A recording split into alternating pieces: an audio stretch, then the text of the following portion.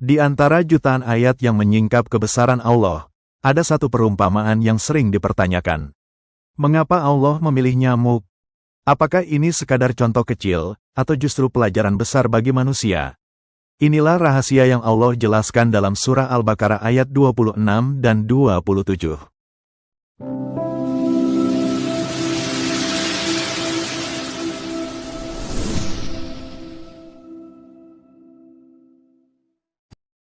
Assalamualaikum warahmatullahi wabarakatuh.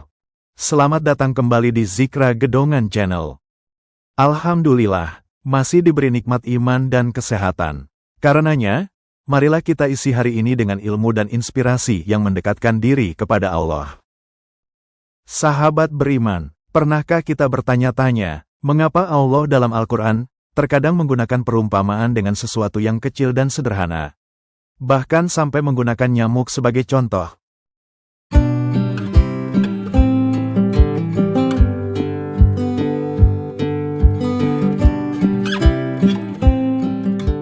Sebagian orang di zaman Nabi dulu merasa heran.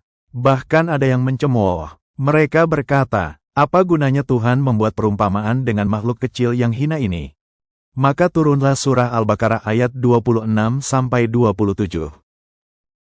Allah berfirman, bahwa Dia tidak segan membuat perumpamaan dengan nyamuk atau makhluk yang lebih kecil darinya. Bagi orang yang beriman, perumpamaan itu justru menjadi bukti kebenaran dan menambah keimanan. Tetapi bagi orang kafir, perumpamaan itu hanya menjadi bahan ejekan, dan semakin menambah kesesatan mereka. Allah menegaskan, orang-orang yang sesat itu adalah mereka yang fasik. Siapa orang fasik itu? Mereka adalah orang yang melanggar janji dengan Allah, memutuskan hubungan yang seharusnya disambung, dan membuat kerusakan di muka bumi. Dan Allah menyebut, mereka itulah orang-orang yang rugi. Sahabat, mari kita renungkan sejenak. Nyamuk memang kecil, bahkan sering kita remehkan. Tapi tahukah Anda, dari tubuhnya yang mungil, Allah menaruh tanda kebesaran yang luar biasa. Nyamuk bisa membawa penyakit yang mematikan. Ia mampu membuat manusia yang gagah perkasa sekalipun jatuh lemah tak berdaya. Bukankah ini menunjukkan betapa hebatnya kekuasaan Allah? Dari makhluk sekecil itu saja, manusia bisa kalah. Maka pantaskah manusia masih sombong dan menolak tanda-tanda kebesaran Allah? Ayat ini juga mengingatkan kita tentang ciri-ciri orang fasik. Pertama, mereka melanggar perjanjian dengan Allah. Dalam kehidupan modern, ini bisa berupa meninggalkan sholat, enggan membayar zakat, atau meremehkan ajaran Allah. Padahal semua itu adalah bagian dari janji kita sebagai hamba kepadanya. Kedua, mereka memutuskan silaturahmi. Dan ini sering kita temui hari ini. Ada keluarga yang pecah karena harta warisan. Ada teman yang bermusuhan hanya karena perbedaan pilihan politik. Bahkan ada yang saling memblokir hanya karena masalah sepele di media sosial. Padahal Rasulullah dengan tegas bersabda, tidak masuk surga orang yang memutus silaturahmi.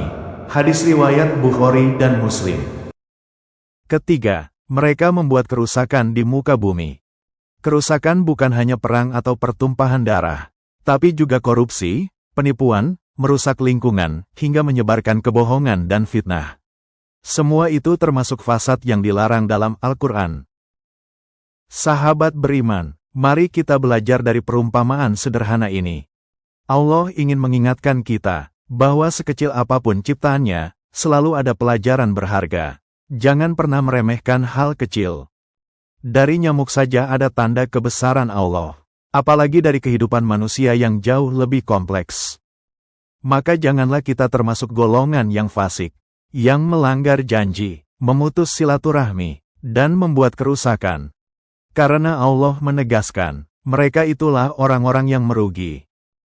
Semoga kita menjadi orang-orang yang selalu mengambil hikmah dari ayat-ayat Allah, meski perumpamaannya terlihat kecil, agar hidup kita senantiasa dalam cahaya hidayah-Nya. Wabillahi taufik wal hidayah. Wassalamualaikum warahmatullahi wabarakatuh. Sesungguhnya Allah tiada segan membuat perumpamaan berupa nyamuk atau yang lebih rendah dari itu. Maka orang-orang yang beriman, mereka yakin bahwa perumpamaan itu benar dari Tuhan mereka. Tetapi mereka yang kafir berkata, apakah maksud Allah menjadikan ini sebagai perumpamaan? Dengan perumpamaan itu banyak orang yang disesatkan Allah. Dan dengan perumpamaan itu pula banyak orang yang diberi petunjuknya. Dan tidak ada yang disesatkan Allah kecuali orang-orang yang fasik.